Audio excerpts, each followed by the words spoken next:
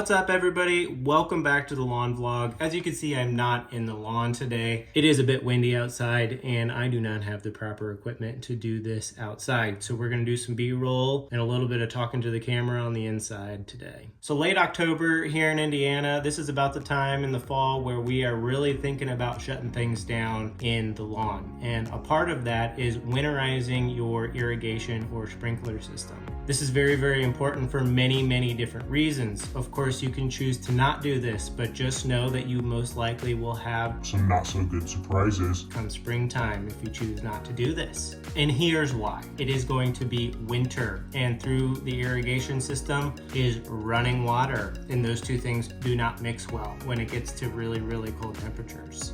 Though your irrigation pipes should be dug at least 6 inches or more below the surface, the ground freezes during those really cold times, and if it gets down low enough and cold enough, like it does here in Indiana, those pipes can freeze and then burst come springtime when you turn that irrigation system back on. That is definitely something you do not want. Because not only did it cost most likely thousands of dollars to get that irrigation put in, it's gonna cost hundreds, if not thousands, to repair that.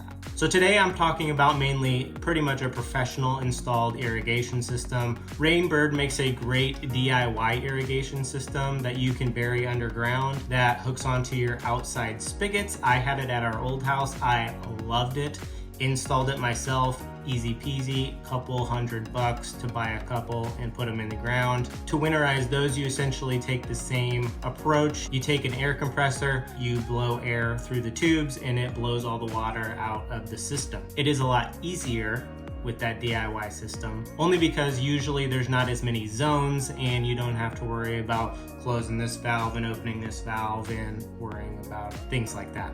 Let me take you through my yard here and let me show you how things are set up. So if you're at the front of my house looking toward my house, you get to the water meter section right near the sidewalk. Right next to that is where the irrigation splits off and it essentially goes into my property. This is where when I have somebody come out professionally to blow this out, this is where they hook up the air compressor, blow in the air, and it goes through the entire system zone by zone, which is controlled in this next section where you can turn off certain sections and valves of your irrigation system. Right behind that, closer to the house but kind of hidden, is your backflow preventer. This is something that is needed. It's something that's required. You actually see a little blue tag there. In my city, they require you to register that to make sure that you don't mess anything up inside your home with pressure and water flow and things like that. So what are the benefits to having an irrigation system? Well, of course you get a lawn that looks like mine, and it helps keep your lawn hydrated, watered all season long.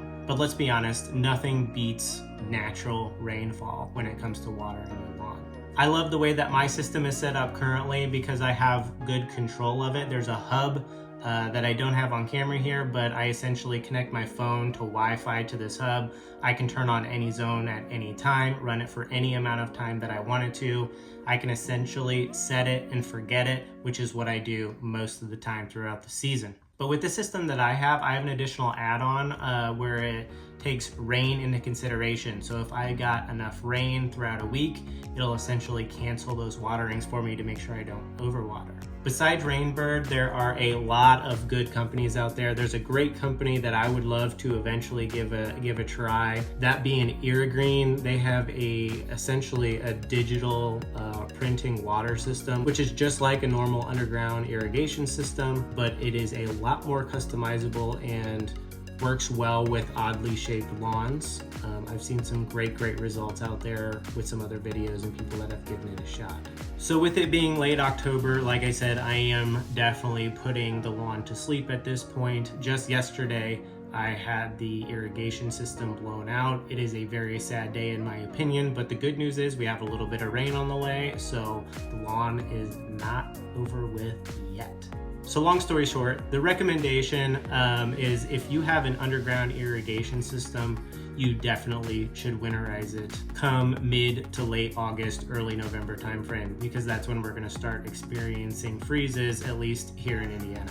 You can choose to try and do this yourself. Once you know how to do it, It's that easy. It's super easy to do. I have not yet done this with my professionally installed system, so I hire somebody to essentially open it and close it at the beginning and the end of the season. It's a very well spent couple $100 on an annual basis. So anyways, I hope you guys learned something today. If you did, put a comment down below on what you learned. Do you have an irrigation system? Are you looking to have an irrigation system? If so, tell me what brand you're looking at. If you enjoyed today's content, give the video a thumbs up. As always, I greatly appreciate you tuning in and watching. We will see you in the next video.